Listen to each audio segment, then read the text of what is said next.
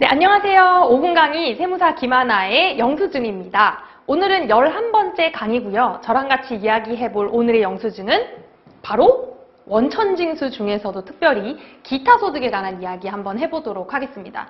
여러분, 소득은요, 종류가 굉장히 많아요. 이자소득, 배당소득, 사업소득, 근로소득, 들어본 소득만 굉장히 많으시죠. 근데 이제 기타 소득이라 그러면 느낌이 좀 어때요? 여러 가지 소득들 중에서 찌끄러기들 모아놓은 느낌이 드시나요? 기타 소득이라는 거는 별도의 소득으로 분류하기 좀 어려운 것들을 따로 기타 소득으로 분류를 해서 세법상 열거하고 있는데요. 이 기타 소득도 소득을 지급하는 자가 원천징수를 하고 지급하게 되어 있습니다. 자, 기타 소득의 등장인물 잠깐 한번 보겠습니다. 먼저 소득을 지급하는 자가 이제 소득을 받는 자에게 용역의 대가를 주면서 일부 세금을 공제하고 주는데 이것을 원천징수라고 합니다. 기타 소득은 특정한 사건이 발생하면 이런 특정한 사건이 발생했을 때의 소득을 기타 소득이라고 하는데요. 어떤 종류가 있는지 한번 살펴보도록 하겠습니다. 예컨대 일시 우발적으로 발생하는 소득입니다. 정규적으로 계속 반복적으로 발생하는 것들은 사업소득으로 분류를 하고요. 또 고용관계에 의해서 회사로부터 지급받는 소득은 근로소득이라고 하죠. 이렇게 일시 우발적으로 발생하는 소득 중에서 상금이나 포상금, 복권 이렇게 꽁돈 생긴 거, 그리고 특허권을 양도한다던가 위약금이나 배상금, 사례금 등을 받았을 때 우리는 기타 소득으로 과세를 하게 됩니다. 여러분, 복권 같은 것들은 사실 계속 반복적으로 일어나면 좋겠지만 그러기가 쉽지가 않죠. 그래서 이렇게 복권을 받았다고 가정을 하고서 우리가 기타 소득을 얼마를 원천징수해야 되는지 한번 알아볼 텐데요. 일단 원천징수세율은 지급금액의 22%입니다. 20%는 소득세고 2%는 지방소득세로 지방간청에다가 납부를 하셔야 돼요.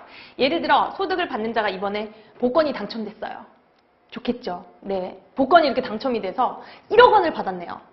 1억 원을 받았다 그러면 우리는 이 1억 원 중에서 소득을 지급하는 어떤 은행이 있겠죠. 지급을 할 때 이 1억 원 중에서 원천징수 2,200만 원을 공제하고 7,800만 원만 이 소득 복권 당첨자한테 주게 되는 거죠. 복권 같은 경우는 또 특별히 3억 원 이상 쪽 이렇게 고액으로 받는 경우에는 30% 세율로 적용되니까 여러분 그 점은 기억을 해주시고요.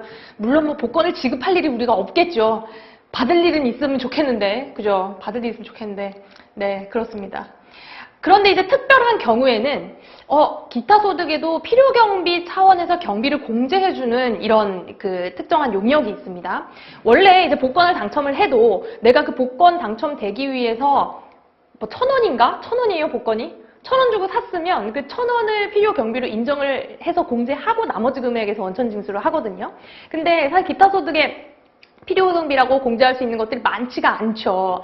그럼에도 불구하고 다수의 순위 경쟁 대회를 통한 상금을 받거나 아니면 일시적인 문예창작 소득이 발생하거나 고용관계가 없는 자 등이 이제 강연을 하는 강연료 같은 경우에는 80%나 필요경비로 공제를 하고 22% 원천징수를 하게 되어 있습니다.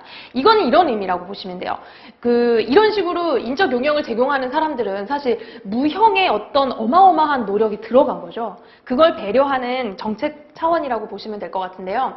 자, 예를 들어서 요새 이제 어떤 오디션 프로그램이 있는지 모르겠지만 K-팝 스타 같은 데서 1등을 한 친구라고 해볼게요. 이 1등을 한 누군가가 옛날에는 많이 봤는데 요새는 안 봐서 잘 모르겠어요. 1등을 한 누군가가 1등을 해서 상금으로 1억을 받았단 말이죠.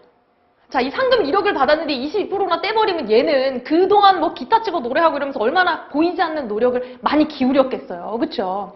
그래서 그만큼 1억을 받았으면 80%만큼 8천만 원은 너 노래 연습하는 값으로 쳐줄게 라고 하고 나머지 2천만 원에 대해서만 22% 공제를 합니다. 그래서 이제 우리가 일반인들 사이에서 4.4%를 뗀다 이런 얘기들을 많이 하게 되죠. 그래서 결국 지급받는 금액은 9,560만 원이 되는 겁니다. 우리 이제 지출증명서류 이야기를 하는데 제가 왜 이 원천징수를 이야기를 하느냐? 우리 회사에서도 용역을 제공할 때 그 대가를 지급하면서 사업소득 혹은 기타 소득으로 원천징수를 하고 지급을 해야 되는 경우가 있기 때문입니다. 여러분 사업소득 그리고 기타 소득을 잘 구분하셔서 원천징수도 잘 하셔서 적법한 증빙으로 인정받을 수 있기를 바라겠습니다.